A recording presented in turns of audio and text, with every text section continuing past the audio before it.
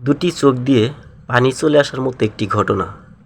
নবী করিম সাল্লাল্লাহু আলাইহি ওয়াসাল্লাম অনেকগুলো কবর দেখে খুশি হলেন। তিনি কবরগুলো দেখতে দেখতে শেষমেশ একটা কবরের পাশে গিয়ে দাঁড়ালেন। নবীজির চেহারা মোবারকে ঘাম ঝরতে লাগলো কবরগুলো দেখে। তিনি অস্থির হয়ে পড়লেন এবং দুশ্চিন্তায় চেহারা কালো হয়ে উঠল নবীজির।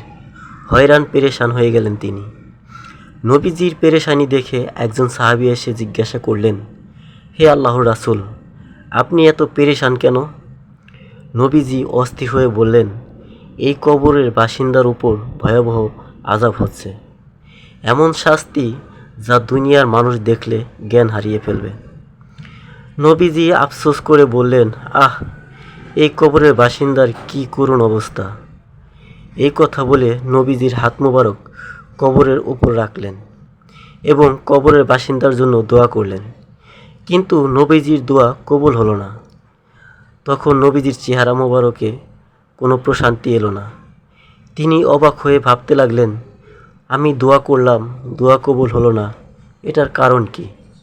নিশ্চয়ই কোনো রহস্যময় কারণ আছে। নবীজি আরও ভাবতে লাগলেন, অবশ্যই এই মৃত ব্যক্তি সাংঘাতিক কোনো বড় ধরনের পাপ করেছে, যার কারণে আমার দোয়া কবুল হচ্ছে না।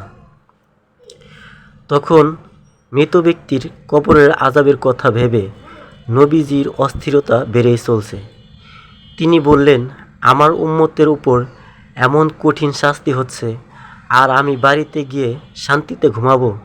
না, এটা হতে পারে না। নবীজি তার একজন সাহাবীকে ডেকে বললেন, যাও, তুমি মদিনার বাজারে যাও। সেখানে গিয়ে তুমি জোরে সোরে আওয়াজ দিয়ে বলো, যাদের আত্মীয়ের কবর এই কবরস্থানে রয়েছে তারা যেন তাদের আত্মীয়ের কবরের পাশে এসে দাঁড়িয়ে যায়। সাহাবীর কথা মতো সবাই যার যার আত্মীয়ের কবরের পাশে এসে দাঁড়িয়ে গেলেন। কিন্তু ওই মৃত ব্যক্তির কবরের পাশে কেউ এসে দাঁড়ালেন না। নবীজি আশ্চর্য হয়ে বললেন, এই কবরের পাশে কেউ নেই? বেদনায় লাল হয়ে গেল নবীজির চেহারা মোবারক। তার উম্মতের কবরের এমন শাস্তি দেখে নবীজির বেদনা ও অস্থিরতা বেড়েই চলছে। কিছুক্ষণ পর একজন বৃদ্ধ মহিলা লাঠিতে ভর করে হেঁটে আসলেন। এসে মৃত ব্যক্তির কবরের পাশে দাঁড়ালেন। কবরের পাশে বৃদ্ধ মাকে দেখে হুজুর পাক সাল্লাল্লাহু আলাইহি ওয়াসাল্লামের স্বস্তির নিঃশ্বাস ফেললেন। নবীজি বৃদ্ধ মাকে জিজ্ঞাসা করলেন, এটা কার কবর? বৃদ্ধ মা বললেন, এটা আমার ছেলের কবর। নবীজি বৃদ্ধ মহিলাকে বললেন, আপনার ছেলের কবরে ভয়ানক শাস্তি হচ্ছে। বৃদ্ধ মহিলা বললেন, ইয়া রাসূলুল্লাহ, এটা কি সত্যি? রাসূল সাল্লাল্লাহু আলাইহি ওয়াসাল্লাম বললেন, হ্যাঁ, এটা সত্যি। এরপর বৃদ্ধ মহিলা বললেন, আমি এটা শুনে খুব খুশি হলাম যে আমার ছেলের কবরে আযাব হচ্ছে। বৃদ্ধ মহিলার কথা শুনে রাসূল সাল্লাল্লাহু আলাইহি ওয়াসাল্লাম এবং উপস্থিত সবাই খুব অবাক হয়ে গেলেন এবং সবাই ভাবতে লাগলেন যে একজন মা তার নিজ সন্তানের কবরে আযাব হচ্ছে, এই ব্যাপারে জানতে পেরে সে কিভাবে খুশি থাকতে পারে। সবাই এমনটা চিন্তা ভাবনা করে অবাক হয়ে গেলেন। রাসূল সাল্লাল্লাহু আলাইহি ওয়াসাল্লাম বৃদ্ধ মাকে বোঝানোর চেষ্টা করে বললেন, আপনি কি বলছেন মা? সে তো আপনার সন্তান। আপনার সন্তানের কবরে আযাব হচ্ছে, এটা জেনেও আপনি খুশি থাকতে পারেন? কেন, কি কারণে? কি করেছিল আপনার ছেলে, বলুন তো আমায়। বৃদ্ধ মহিলা বললেন, হে আল্লাহর রাসূল, তাহলে শুনুন। এই বাচ্চাটি যখন আমার পেটে, তখন তার বাবা মারা যায়। সে যখন পৃথিবীর মুখ দেখল, তার কেউ ছিল না। আমি নিদারুণ কষ্ট করে তিলে তিলে তাকে বড় করে তুললাম। তার বিয়ের বয়স হলো, আমি তাকে বিয়ে করিয়ে দিলাম। কিন্তু সে বিয়ে করে স্ত্রীকে পেয়ে আমাকে অপমান অবহেলা করতে লাগলো। একদিন তার বউ কানে কানে কি যেন ফিস ফিস করে বলছিল। ছেলে রেগে অধীর হয়ে আমাকে মারতে শুরু করলো। ক্ষত বিক্ষত হয়ে গেলাম, আমি জ্ঞান হারিয়ে ফেললাম।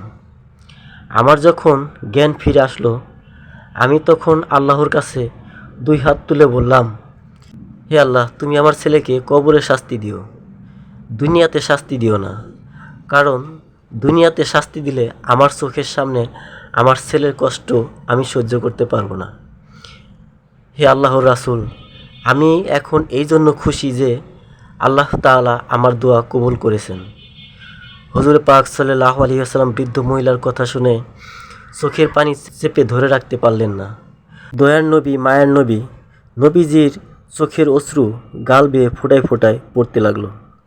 কিছুক্ষণ পর নিজেকে সামলে নিয়ে বললেন, হে বৃদ্ধ মা, তুমি তোমার ছেলেকে ক্ষমা করো, সে ভয়াবহ শাস্তি পাচ্ছে। বৃদ্ধ মহিলা বললেন, হে আল্লাহর রাসূল, আপনার অন্য কিছু বলার থাকলে বলুন, কিন্তু ছেলেকে ক্ষমা করার কথা বলবেন না। নিরুপায় হয়ে হুজুর পাক সাল্লাল্লাহু আলাইহি ওয়াসাল্লাম আকাশের দিকে মুখ তুললেন এবং কাতর স্বরে বললেন, হে আল্লাহ, এই বৃদ্ধ মহিলাকে কবরের শাস্তি দেখাও। আল্লাহ তাআলা সাথে সাথে নবীজির দোয়া কবুল করলেন এবং বৃদ্ধ মহিলাকে কবরের আযাব দেখালেন। বৃদ্ধ মহিলা কবরের আযাব দেখে প্রাণ ফাটা চিৎকার করে বেহুশ হয়ে গেলেন। কিছুক্ষণ পর বৃদ্ধ মহিলার জ্ঞান ফিরে আসলো। তিনি জ্বরে ভোগা রোগীর মতো থরথর করে কাঁপতেছিলেন। বৃদ্ধ মহিলা তিনি বললেন, হে আল্লাহ, কবরের আযাব এমন ভীষণ, এমন ভয়ানক আমি আগে কখনো কল্পনাও করতে পারিনি। ছেলেটার পুরো শরীর থেকে চামড়া উঠে নেওয়া হয়েছে, তাকে মুগুর পেটা করা হচ্ছে। হে আল্লাহর রাসূল, আমার ছেলের কবরের আযাব দেখে আমি সহ্য করতে পারছি না, আমি আমার ছেলেকে ক্ষমা করে দিলাম। হে আল্লাহর রাসূল, আপনি দোয়া করুন যেন কবরের আযাব আল্লাহ তাআলা মাফ করে দেয়। হুজুর পাক সাল্লাল্লাহু আলাইহি ওয়াসাল্লাম দুহাত তুলে দোয়া করলেন। আল্লাহ পাক রাব্বুল আলামিন নবীজির দোয়া কবুল করলেন এবং বৃদ্ধ মহিলার ছেলের কবরের আযাব মাফ করে দিলেন। দোয়া শেষে নবীজির চেহারা মোবারক উজ্জ্বল হয়ে গেল। প্রকৃতিতে আকাশে বাতাসে নেমে এলো সুমহান সমোহিত পরিবেশ, গভীর প্রশান্তি। দয়ার নবীজির চেহারা মোবারকে চারদিকে শান্তির ছায়া।